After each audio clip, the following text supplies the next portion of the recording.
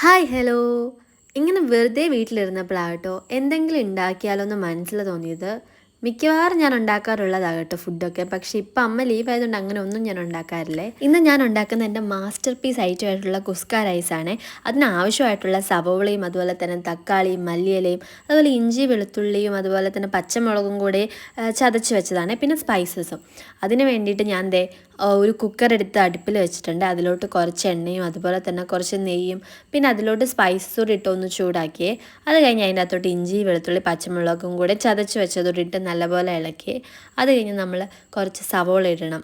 ആ സവോളയിൽ കുറച്ച് ഉപ്പിടുവാണെങ്കിൽ പെട്ടെന്ന് എല്ലാം കൂടെ വരണ്ട് കിട്ടുക. അങ്ങനെ എല്ലാവർക്കും അറിയാമെന്നറിയാം, എന്നാലും ഞാൻ പറഞ്ഞതേ ഉള്ളൂ. ഓക്കെ, അതുകൂടി ഇട്ട് കഴിഞ്ഞ് തക്കാളിയും കൂട്ടിയിട്ട് നല്ലപോലെ ഇങ്ങനെ ഇളക്കി ഇളക്കി ഇളക്കി ഇളക്കി നമ്മൾ വാട്ടിയെടുക്കും. അത് കഴിയുമ്പോൾ ഈ മല്ലിയില നിങ്ങളെല്ലാം കണ്ടിട്ടുണ്ടോ? ഈ മല്ലിയില കണ്ടിട്ടുണ്ടെങ്കിൽ കമൻറ്റ് ചെയ്യണേ. ഇത് നമ്മുടെ നാട്ടിലൊക്കെ ഉണ്ടാകുന്ന ഒരു തരം മല്ലിയിലയാണ്. അതുകൂടി ഇതുപോലെ പൊടിയായിട്ട് അരിഞ്ഞ് അതിലോട്ട് ചേർക്കണം. അതും കൂടെ ഇട്ടിട്ട് നമ്മൾ ഇളക്കി ഇളക്കി ഇളക്കി കഴിയുമ്പോഴത്തേക്കിനും അതൊന്ന് നല്ലപോലെ വാടി വരും. വാടി വന്ന് കഴിയുമ്പോഴത്തേനും നമുക്ക് നല്ല മസാലപ്പൊടികൾ ഇടാവേ. മസാലപ്പൊടിയായിട്ട് മുളക് പൊടി, മല്ലിപ്പൊടി, അതുപോലെ തന്നെ മഞ്ഞൾപ്പൊടിയും പിന്നെ കുറച്ച് എൻ്റെ കയ്യിലുണ്ടായിരുന്ന ഒരു അറബിക് മസാല കേട്ടോ ഇത്. ഒരു ടേസ്റ്റിന് വേണ്ടി ഞാനത് ഇട്ടെന്നേ ഉള്ളൂ.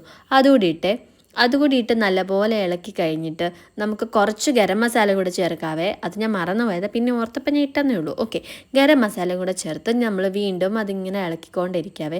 പിന്നെ ഉപ്പ് വേണമെന്നുണ്ടെങ്കിൽ നമ്മൾ കുറച്ചുകൂടി ആഡ് ചെയ്യണം. കാരണം ഞാൻ ആദ്യമേ കുറച്ച് ഉപ്പേ ആഡ് ചെയ്തിട്ടുണ്ടായിരുന്നുള്ളൂ.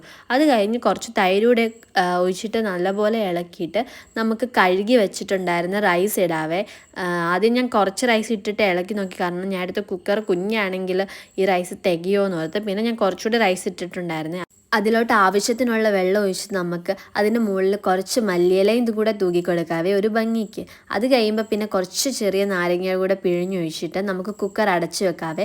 കുക്കർ അടച്ച് വെച്ച് കഴിഞ്ഞ് ഒരു വിസിൽ വരുന്നത് വരെ വെയിറ്റ് ചെയ്തിട്ട് നമുക്ക് കുക്കർ തുറക്കാം കേട്ടോ. പ്രഷർ കളഞ്ഞിട്ട് തുറക്കണം, പ്രഷർ വെക്കണ്ട.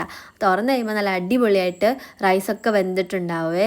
അപ്പോഴേക്കും നമ്മുടെ അടിപൊളി കുസ്ക റൈസ് റെഡി ആയിട്ടുണ്ടാവും. അപ്പം ഞാനിതൊരു ചല്ലാസിൻ്റെ കൂടെ അതുപോലെ തന്നെ മീനച്ചാറ് പപ്പടമൊക്കെ കൂട്ടിയായിട്ടോ കഴിച്ചേ. അമ്മയ്ക്ക് കൊടുത്തപ്പോൾ അമ്മയുടെ അഭിപ്രായം സൂപ്പർ എന്നാണ് കേട്ടോ. അത് കഴിഞ്ഞ് ഞാനും കഴിക്കാനിരുന്നേ.